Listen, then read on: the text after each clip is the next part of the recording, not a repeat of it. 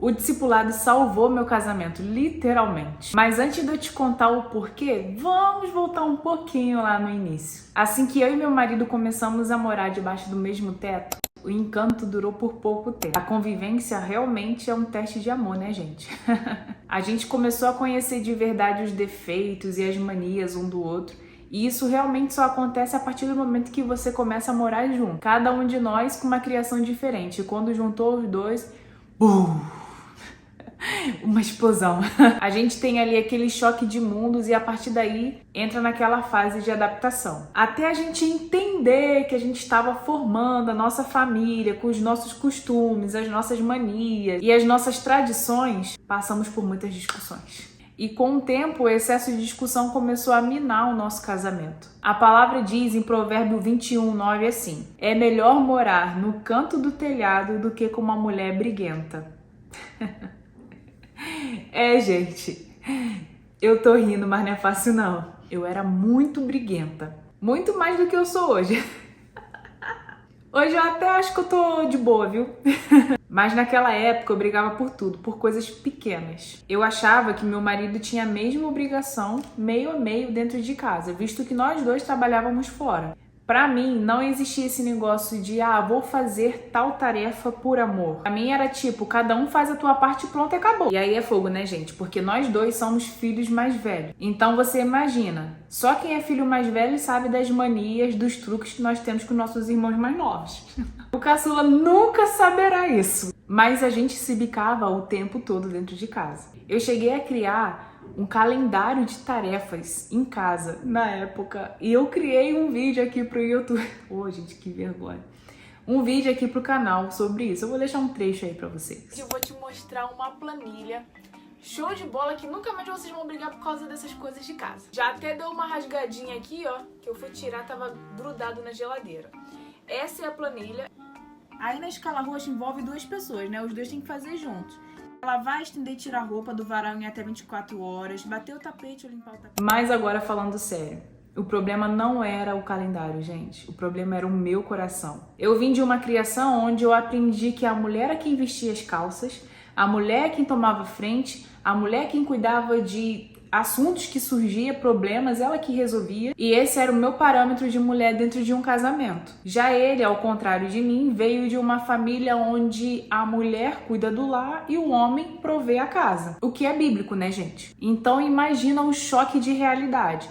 Duas visões completamente diferentes tentando conviver. E eu ainda tinha uma resistência enorme quanto àquela passagem que está lá em Efésios 5:22, que diz assim: esposas, sejam submissas aos seus maridos. Gente, eu pensava assim, o quê?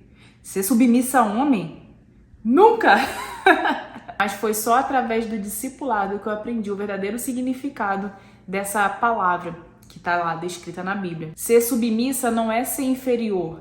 Na verdade, é você estar debaixo da mesma missão da vida dele. É apoiar, é acompanhar, é caminhar junto naquilo que Deus chamou o nosso lar para viver. Em Manaus, a gente começou a congregar em uma igreja que havia células e discipulado. No começo, eu estranhei, eu pensava assim, gente, mas eu vou ter que abrir a minha vida aqui para essas pessoas que eu nem conheço. Nunca antes na minha vida tinha participado de uma célula, gente. Eu pensava, eu vou ter que falar das minhas falhas para os líderes. Mas aí eu aprendi uma lição extremamente importante na minha vida. Nós não vencemos batalhas sozinhos. Nós precisamos de pessoas com a mesma fé, com sabedoria, que nos ajude a enxergar o que sozinho não vemos. E foi através do discipulado mensal que Deus começou a tratar o nosso casamento. Vocês podem perceber que claramente nós precisávamos muito de ajuda. E nesse impasse, nessa coisa de tentar conviver junto, quase que nosso relacionamento chegou ao fim. Depois de 2 anos casados. E foi através do discipulado que realmente nós conseguimos, com a graça de Deus, essa restauração no nosso casamento e esse alinhamento de visão.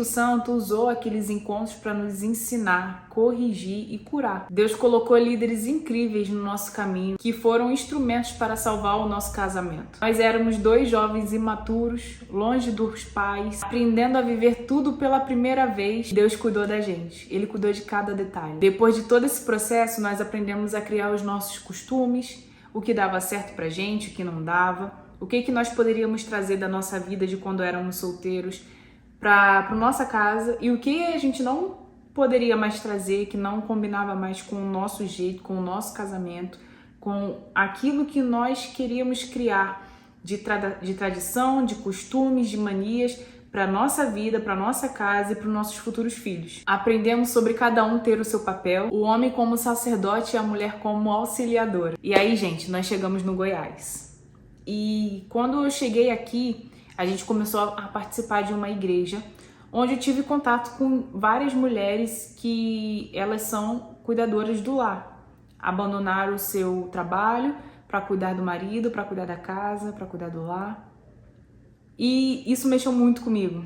Nossa, mas isso mexeu muito comigo. E eu fazia perguntas para elas que eu realmente tinha de dúvida, de tipo, mas você largou o seu trabalho para você cuidar de casa, para você cuidar dos filhos, para você lavar a cueca de marido.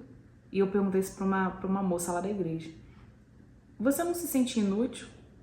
Gente, eu tenho vergonha. Quando eu lembro disso agora, assim, eu tenho vergonha de ter perguntado isso pra ela. Mas realmente era a dúvida que eu tinha, de tipo, durante toda a minha vida, eu aprendi que a mulher, ela tem que estudar, ela tem que conquistar o trabalho dela, a independência financeira dela, não depender de homem.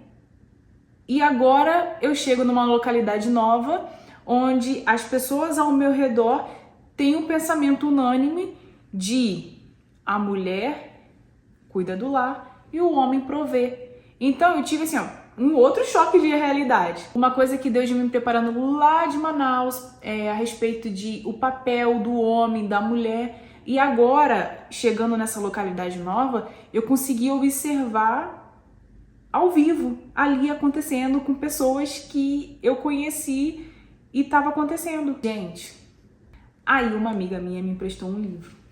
Esse livro tá até aqui. Esse livro mudou a minha vida quanto aos meus pensamentos relacionados a isso. Eu super aconselho a leitura. E Deus falou muito comigo através desse livro. Muito sobre ter uma vida de propósito. E aí uma coisa que eu não sentia no meu coração começou a transbordar. Comecei a sentir esse desejo de, caramba, quero cuidar do meu lar, quero cuidar do meu marido, quero ter filhos e cuidar dos meus filhos, eu quero poder ensinar a palavra de Deus para os meus filhos. E umas coisas que eu não sentia antes, gente, começou a florescer no meu coração. Quando eu cheguei aqui, sempre foi o sonho do meu marido, na verdade, morar num lugar que fosse no meio do mato. E eu nunca tive esse sonho. Meio do mato pra mim? Nunca. Nunca. Bicho, tô fora. Eu sou da cidade. E eu falava isso direto. Não, eu sou da cidade, eu gosto de shopping, eu quero fazer compras. Vai.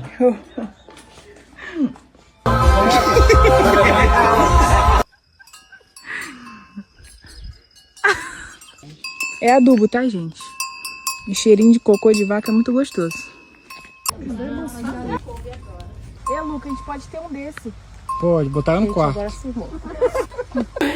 Gente, quando eu cheguei aqui, não sei o que aconteceu. A minha cabeça mudou.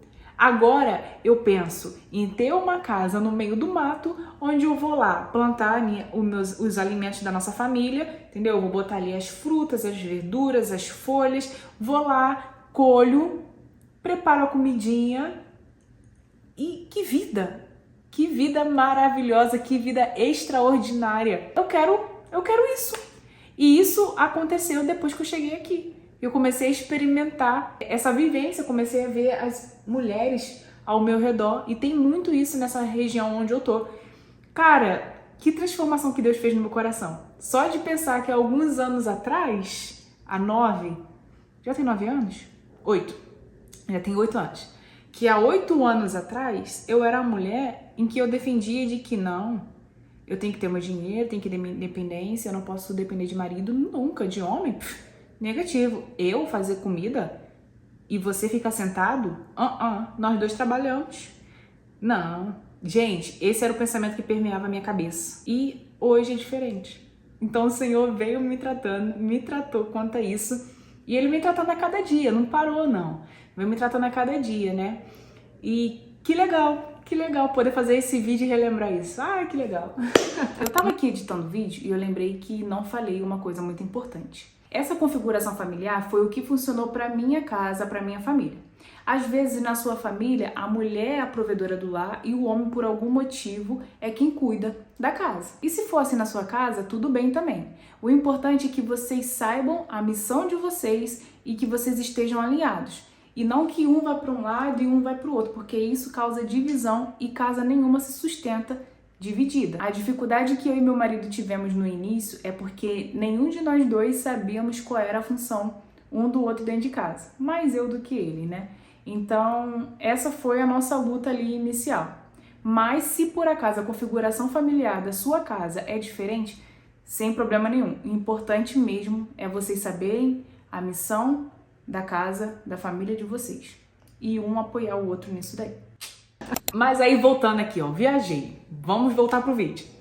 Ano passado, eu cismei que eu queria costurar. Quero aprender a costurar e tudo mais.